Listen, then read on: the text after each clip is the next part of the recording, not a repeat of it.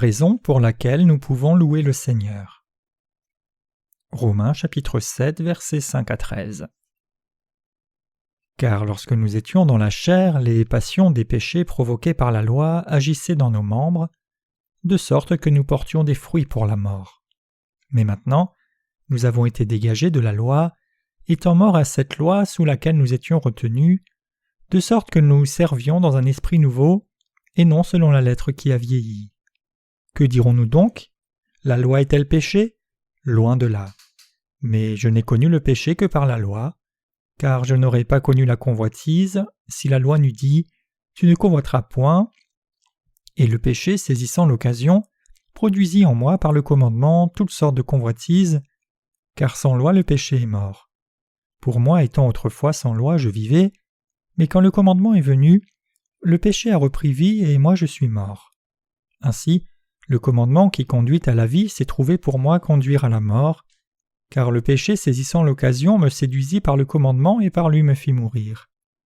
La loi donc est sainte et le commandement est saint, juste et bon. Celui qui est bon a-t-il donc été pour moi une cause de mort?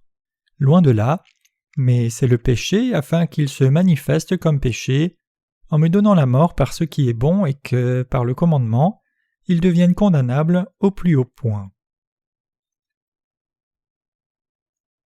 Je loue le Seigneur qui m'a guidé jusqu'à présent. Je loue le Seigneur qui m'a amené à vous rencontrer, vous le peuple précieux de Dieu. Je le remercie sincèrement de m'avoir béni d'une vie heureuse jusqu'à ce jour. Dieu a toujours été avec moi et a eu pitié de moi, bien qu'il y ait eu des moments où j'ai été découragé, j'ai rencontré des difficultés, de l'agonie et des faiblesses dans ma personne à de nombreuses reprises. Il a été vivant à mes côtés tout au long de ma vie, dans mes peines et dans mes joies. Il n'y a pas une seule occasion pour laquelle il m'ait abandonné, ne serait-ce qu'une seule seconde. Comme Dieu nous a bénis. Si Dieu était comme nous, il aurait peut-être pitié de nous 2 ou 3 fois, mais il aurait fini par perdre patience. Mais Dieu n'est pas un homme et sa patience ne connaît pas de limite. Il continue à étendre son infinie miséricorde sur nous, sans se préoccuper que nous accomplissions de bonnes actions ou non, que nous écoutions sa parole ou non. Avec un Dieu aussi aimant, nous ne pouvons que louer, l'adorer et le servir. Le roi David a loué le Seigneur pendant toute sa vie, le remerciant de s'être occupé de lui à chaque fois qu'il avait des ennuis ou qu'il connaissait des difficultés dans sa vie. Il a confessé « Avec toi je me précipite sur une troupe en armes, avec mon Dieu je franchis une muraille. » Psaume 18, verset 29. À quel point Dieu nous a bénis! Nous ne pouvons le louer suffisamment. Serions-nous satisfaits si nous construisions une église aussi grande que le monde? Serions-nous satisfaits si nous construisions une église qui touche le ciel? Bien sûr que non. Nous pouvons construire l'église la plus grande et la plus belle que nous puissions imaginer, mais ce n'est pas la taille ou la beauté de cette église qui compte, mais le fait que le Seigneur œuvre précieusement pour appeler les âmes, leur faisant entendre sa parole et leur permettant de naître de nouveau en croyant en sa parole. Et il n'y a rien que nous puissions faire si ce n'est de louer le Seigneur pour toutes ses bénédictions. Nous remercions le Seigneur de nous permettre de le servir en portant le fruit de son œuvre dans ce qui ne serait autrement, sans aucun doute, que des vies gâchées. N'êtes-vous pas plein de gratitude envers Dieu qui vous permet d'être assis dans ce nouveau lieu de retraite? Notre Seigneur nous a bénis par sa grâce sans limite et nous a gardés comme la prunelle de ses yeux. Qui sommes-nous et qu'avons-nous fait pour mériter tout son amour? Nous ne sommes personne et nous n'avons rien fait. Et pourtant, Dieu nous considère comme précieux pour lui, non pas parce que nous avons quelque chose à montrer, mais parce que nous sommes nés de nouveau. Nous étions tous sauf précieux avant de rencontrer Jésus-Christ. Dieu a fait de nous qui étions en train de mousser dans notre folie et d'errer dans le désert, destinés à mourir et à disparaître dans la poussière et les cendres, ses propres enfants. À quel point l'amour que Dieu nous a donné est grand et beau! De toutes les âmes du monde, Dieu nous a sauvés par son amour inconditionnel en sa justice. Il y a plus dans la rédemption que la délivrance. Cela signifie que maintenant nos âmes sont en communion avec le Seigneur. Cela signifie que son amour est maintenant le nôtre. Cela signifie que nous pouvons aussi réclamer ses bénédictions. C'est par la grâce et les encouragements étonnants de Dieu que nous nous trouvons dans son Église. Si Dieu ne nous avait pas gardés, serions-nous ici? S'il ne nous avait pas aimés et bénis, comment aurions-nous pu prêcher son évangile et le servir? Nous pouvons servir le Seigneur parce qu'il est vivant, il est avec nous et nous a bénis. Si le Seigneur ne nous avait pas gardés et bénis, nous n'aurions pas pu le louer avant ou même maintenant. Dieu nous a aimés, bénis, encouragés et couverts de ses mains miséricordieuses afin que nous puissions le servir, le suivre, le louer et l'adorer. N'est-ce pas vrai? Nous louons le Seigneur avec tout notre cœur pour son œuvre étonnante et son amour infini pour nous. Dieu a tant fait pour ceux qui sont sauvés. Le fait qu'il nous ait délivrés et qu'il continue à renforcer la foi des saints nés de nouveau est la preuve que Dieu nous garde et qu'il nous protège. Dieu agit et accomplit sa volonté à travers nous. Je crois que Dieu a béni toutes ces églises, les assemblées qui sont nées de nouveau, de par le monde et qu'il continuera à le faire pour toujours. Nous avons rencontré bien des difficultés, cependant, Dieu a toujours été avec nous, nous a fait supporter et continuer son œuvre, renforçant nos esprits et préparant nos cœurs à avoir la foi nécessaire pour recevoir d'autres bénédictions. Comme sa grâce est grande, je rends grâce à Dieu une fois de plus. Nous pouvons louer le Seigneur de tout notre cœur. Car, lorsque nous étions dans la chair, les passions des péchés provoqués par la loi agissaient dans nos membres, de sorte que nous portions des fruits pour la mort. Mais maintenant, nous avons été dégagés de la loi, étant morts à cette loi sous laquelle nous étions retenus, de sorte que nous servions dans un esprit nouveau et non selon la lettre qui a vieilli. Romains chapitre 7, versets 5 à 6. La Bible dit que lorsque nous sommes dans la chair, les passions pécheresses qui sont éveillées par la loi sont en mouvement dans nos membres pour porter les fruits de la mort. Cependant, la Bible dit aussi « Maintenant, nous avons été dégagés de la loi, étant morts à cette loi sous laquelle nous étions retenus, de sorte que nous servions dans un esprit nouveau, et non selon la lettre qui a vieilli. » La chair peut-elle être délivrée des passions pécheresses? Un être humain a une existence à deux facettes. L'une est charnelle et l'autre est spirituelle. La chair ne peut pas atteindre la justice de Dieu, peu importe l'acharnement qu'elle y met. Elle ne peut pas non plus observer la loi de Dieu. Notre chair ne peut jamais respecter la loi de Dieu même après avoir connu la nouvelle naissance, peu importe l'acharnement qu'on y met. Ainsi l'apôtre Paul a dit « Car lorsque nous étions dans la chair, les passions des péchés provoqués par la loi agissaient dans nos membres de sorte que nous portions des fruits pour la mort. Mais maintenant, nous avons été dégagés de la loi, étant morts à cette loi sous laquelle nous étions retenus. » Romains 4,15 dit « Parce que la loi produit la colère, et là où il n'y a point de loi, il n'y a point non plus de transgression. » Nous devons louer le Seigneur de tout notre cœur. Dieu nous amène à le louer dans un esprit nouveau, et non dans la lettre qui a vieilli, car nous qui étions soumis à la loi étions déjà maudits par la colère de la loi. La chair est différente du cœur. La chair est limitée, mais le cœur peut recevoir la parole de Dieu et le louer par la foi. Le cœur peut être délivré du péché. Nous sommes morts face à la loi. Je ne vis plus car je suis mort pour ce par quoi j'étais retenu. Notre chair est déjà morte pour Dieu. Avec la chair, on ne peut obtenir la justice de Dieu ni être justifié devant la loi de Dieu. La chair ne peut éviter d'être jugée. Cependant, Dieu le Père nous a envoyé son Fils unique Jésus-Christ et a transféré toute la colère de la loi sur lui, qui fut alors crucifié à notre place. Dieu nous a ainsi permis de servir le Seigneur dans la foi et un esprit nouveau, et non dans la lettre qui a vieilli et qui nous retenait sous la coupe de la loi dans sa colère. Nous pouvons maintenant louer le Seigneur par la foi. Le cœur peut louer le Seigneur, bien que nous ayons encore la chair. Nos cœurs peuvent croire que le Seigneur nous aime. Nous pouvons louer le Seigneur car nous croyons au fait que nous sommes morts en Christ. Dieu nous a sauvés de la colère de la loi. Dieu le Père nous a envoyé son Fils unique pour nous, qui étions tenus par la malédiction de la loi et le jugement de Dieu, et en temps voulu, il a transféré tous nos péchés et la colère de la loi sur son Fils. Dieu a ainsi sauvé ceux qui ont accepté son amour et qui croient en lui de tous leurs péchés, de son jugement et de la colère de la loi. Nous rendons entièrement grâce au Seigneur de nous avoir sauvés de nos péchés. Nous croyons de tout cœur que Dieu nous a sauvés dans sa justice. Nous remercions, rendons grâce et gloire à Dieu de tout notre cœur pour son amour. Mais pouvons-nous faire ces choses dans la chair? Non. Lorsque nous sommes dans la chair, Les passions pécheresses qui sont le fait de la loi œuvrent dans nos membres pour porter les fruits de la mort. La chair ne fait que s'attarder sous la colère de Dieu. Nous sommes maintenant délivrés de la colère de la loi par la foi. Dieu nous amène à le servir dans notre foi en son amour et dans son salut, non par la lettre qui a vieilli et non par la loi de Dieu, bien que nous devions être jugés par la loi. Aucun d'entre nous ne peut servir le Seigneur par ses actions. Bien que nous soyons nés de nouveau, nous ne pouvons le servir dans la chair. Y en a-t-il parmi nous qui aient été trompés en tentant de le servir dans la chair? Nous ne pouvons pas servir le Seigneur dans la chair. Les passions pécheresses règnent toujours sur la chair. Nous ne pouvons servir le Seigneur avec notre chair même après être nés de nouveau. Nous pouvons louer le Seigneur et le servir seulement avec nos cœurs par la foi. C'est pourquoi, lorsque vous louez le Seigneur, croyez de tout votre cœur et remerciez-le pour son amour. Alors la chair peut devenir un instrument qui suit la foi. Je rends grâce à Dieu qui nous a sauvés de la colère de la loi, car je crois en lui de tout mon cœur. Je rends grâce à Dieu. Il m'a entièrement sauvé, il m'a délivré de mes péchés quotidiens et de la malédiction de la loi.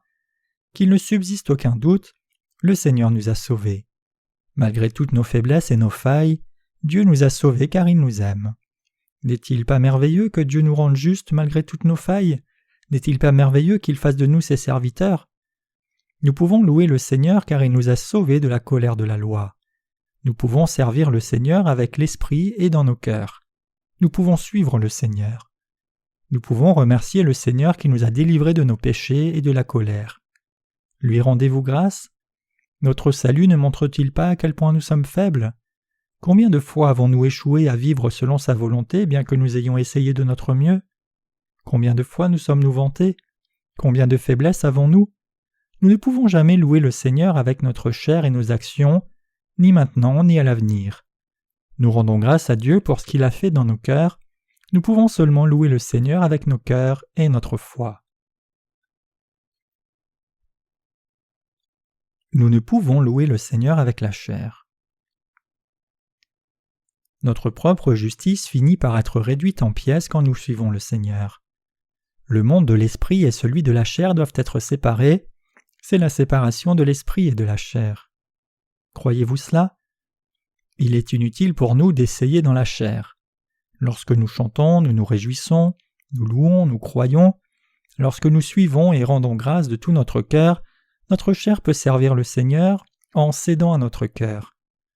Nous remercions le Seigneur et nous lui rendons grâce pour notre salut en chantant « Tous mes péchés sont partis à cause du calvaire, la vie est pleine de chansons à cause du calvaire, le Christ mon sauveur vit pour me libérer de mes péchés. Un jour il viendra, au jour béni et merveilleux, tout cela grâce au calvaire. » Mais parfois nous trébuchons à cause de la chair. Nous pensons en nous-mêmes « Pourquoi suis-je si faible bien que je n'ai aucun péché ?» Puis nous pensons en nous-mêmes « Tous mes péchés sont partis. » C'est vrai. La vie est pleine de chansons. C'est vrai aussi. Tout cela à cause du calvaire. C'est tout à fait vrai. Mais pourquoi suis-je aussi faible? Je devrais rendre grâce au Seigneur et le suivre plus joyeusement avec le temps, mais pourquoi ai-je autant de failles? Ah, ma chair est pitoyable. Lorsque nous sommes tristes, Dieu nous dit « Pourquoi es-tu si anéanti, mon âme? Ne sais-tu pas que je suis ton sauveur? Je t'ai rendu juste. » Nous ne pouvons ni suivre ni servir le Seigneur dans la chair. Nous pouvons servir Dieu en croyant ce qu'il a fait pour nous sauver, en l'aimant, en lui rendant grâce et en le glorifiant de tout notre cœur. Je veux que vous louiez le Seigneur de tout votre cœur. Je veux aussi que vous croyiez en lui et lui rendiez grâce avec votre cœur. Ces choses ne sont possibles qu'avec nos cœurs. Elles sont impossibles avec la chair. La chair demeure inchangée même après avoir été sauvée.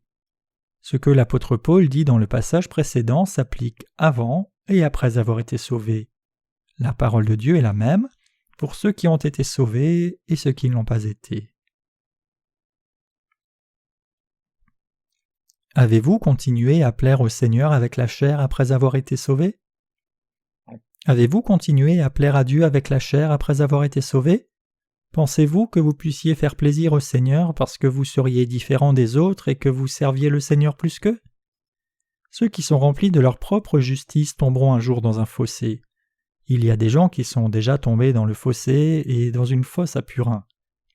Il y a une sœur qui est tombée dans une fosse à Purin lors de la dernière rencontre biblique d'été. Je veux dire des véritables toilettes d'extérieur, mais heureusement elles n'avaient pas encore été utilisées. Si quelqu'un les avait utilisées, elle aurait vraiment été dans les ennuis. Nous avions creusé quelques trous profonds et fabriqué quelques toilettes d'extérieur sur cette colline verte lorsque nous nous préparions pour cette rencontre biblique. Ensuite, nous avons mis des cales pour les pieds dans chaque toilette, mais nous ne les avions pas encore fixées. Alors cette sœur a glissé et elle est tombée dans la fosse. Dieu a creusé de tels trous pour ceux qui sont pleins de leur propre justice. Dieu veut que nous ne nous glorifions que de lui. Mon âme se sent mal à l'aise et insatisfaite lorsque je me détourne du droit chemin du salut après que j'ai été sauvé. Lorsque je me demande pourquoi je me sens comme cela, je me rends compte que mes vêtements sont souillés de saleté. Je sais alors que je n'étais pas censé suivre ce chemin, mais j'oublie rapidement. Aussitôt que je m'en rends compte, je me repens en disant « Je ne devrais pas faire cela, qu'est-ce que j'ai bien pu penser ? Seigneur, je te rends grâce d'avoir effacé tous mes péchés. » Mais je retourne au péché sans tarder. De temps à autre, je demeure dans la grâce de Dieu avant de tomber soudainement dans le péché. Alors je me retrouve et je m'échappe du péché par la grâce de Dieu. J'hésite toujours entre l'un et l'autre, et je soupire de tristesse et de désespoir concernant mon existence. J'ai fini par savoir à quel point j'étais sale après que mes péchés aient été pardonnés. Je comprends profondément et je pense « C'est terrible, pourquoi suis-je aussi infirme et faible bien que je croie en toi, ô Dieu ?» Les passions pécheresses qui sont excitées par la loi travaillent dans nos membres. Je me rends compte que plus j'essayais de vivre selon la loi, plus ma chair tombait dans des passions pécheresses. J'ai fini par savoir que la chair ne suivrait jamais Dieu. Je suis alors arrivé à servir le Seigneur en présentant ma chair comme un instrument de la justice de Dieu, et je loue le Seigneur de ce qu'il m'a béni après que j'ai cru en lui de tout mon cœur. La chair n'est qu'une masse de péché. Ceux qui ne savent pas qu'ils sont des masses de péché sont surpris du point auquel ils tombent facilement dans le péché lorsqu'ils arrêtent de servir le Seigneur pendant un moment. Nous devons croire au Seigneur, le louer, le glorifier et le suivre de tout notre cœur. Le suivre de tout cœur, c'est la bénédiction de la grâce du Seigneur. C'est seulement lorsque nous croyons en lui de tous nos cœurs que nous pouvons le suivre. Lorsque nous sommes dans la chair, les passions pécheresses qui sont excitées par la loi travaillent dans nos membres pour faire porter des fruits pour la mort. Quand nous ne louons pas le Seigneur et ne le suivons pas de tout notre cœur, notre chair tombe dans les passions pécheresses. Nous avons tous cette tendance comme l'apôtre Paul. Paul est resté célibataire toute sa vie prêchant l'Évangile, mais il a su que le péché était venu par les passions pécheresses de la chair. Il a pu penser « J'ai peur, j'étais plein de joie il y a un instant, mais pourquoi suis-je tellement triste maintenant ? Qu'est-ce qui ne va pas ? J'étais si spirituel il y a peu de temps, mais je me sens comme un déchet à présent. » Après y avoir réfléchi, il a compris qu'il ne pouvait servir le Seigneur sans séparer la chair du cœur. Misérable que je suis, je ne peux rien faire de bon avec la chair. La chair se soumet au cœur lorsque nous louons et suivons Dieu de tout notre cœur. Paul s'est rendu compte de cette vérité. Nous ne pouvons pas nous en empêcher. Vous comprenez cela ? Lorsque ceux qui sont sans péché louent, croient et suivent le Seigneur de tout leur cœur, la chair suit leur cœur. Une personne peut d'abord penser « J'ai été sauvé de tous mes péchés, alléluia, je suis heureux », mais de plus en plus de passions pécheresses sont révélées dans cette personne avec le temps. Ceux qui sont remplis de leur propre justice sont plus facilement déçus d'eux-mêmes au fur et à mesure que les passions pécheresses ressortent. Bien que ce ne soit pas ce qu'ils pensent, ils sont en réalité pires que ce qu'ils pensent d'eux-mêmes. Nous devons savoir que notre chair est une masse de passions pécheresses. Nous n'avons aucune confiance en la chair et vous ne devez pas compter dessus. Au lieu de cela, croyez en la grâce de Dieu, glorifiez le Seigneur et suivez-le de tout votre cœur. Cela n'est possible qu'avec le cœur. Louez le Seigneur, car c'est la grâce de Dieu qui nous permet de prêcher à des gens comme moi qui étaient si mauvais orateurs et pleins de ma propre justice. Comment aurais-je réussi sans la grâce de Dieu ? Je ne peux que louer mon Seigneur. Je rends grâce au Seigneur qui m'a permis de le louer. Je rends grâce au Seigneur qui a lavé tous nos péchés et nous a donné le Saint-Esprit pour que nous le louions de tout notre cœur et non avec notre chair. Nous pouvons le louer et le glorifier car nous croyons en lui de tout notre cœur. Nous sommes donc toujours pleins de confiance et nous savons qu'en demeurant dans ce corps, nous demeurons loin du Seigneur. 2 Corinthiens 5, verset 6. Je rends grâce au Seigneur qui nous a sauvés de nos péchés. Je le glorifie et je crois en lui. Le Seigneur nous a sauvés de nos péchés bien que nous soyons destinés à mourir après avoir vécu pour des passions pécheresses. Il nous a permis d'être sauvés en croyant en Dieu de tout notre cœur. Il nous amène à le louer et nous donne la joie. N'essayez pas de servir Dieu avec la chair, c'est impossible. N'essayez pas d'avoir de la piété avec la chair, elle ne peut être atteinte. Abandonnez de tels efforts de la chair. Alors, comment pouvons-nous suivre le Seigneur ? La réponse est avec nos cœurs. Nous pouvons le servir avec le cœur dans le renouveau de l'esprit. Notre Dieu nous a sauvés, alors suivez-le avec votre cœur qui vous permet de recevoir le salut. Je loue le Seigneur. Combien de gens se lamentent sur leur sort ? Ils soupirent de chagrin et se tourmentent en disant « Pourquoi est-ce que je me conduis de cette manière ?» Ne soyez pas comme eux. Il est impossible de ne pas commettre de péché avec la chair. N'essayez pas de rendre possible l'impossible. Je veux que vous croyiez en Dieu et le louiez de tout votre cœur. La chair suivra alors le cœur.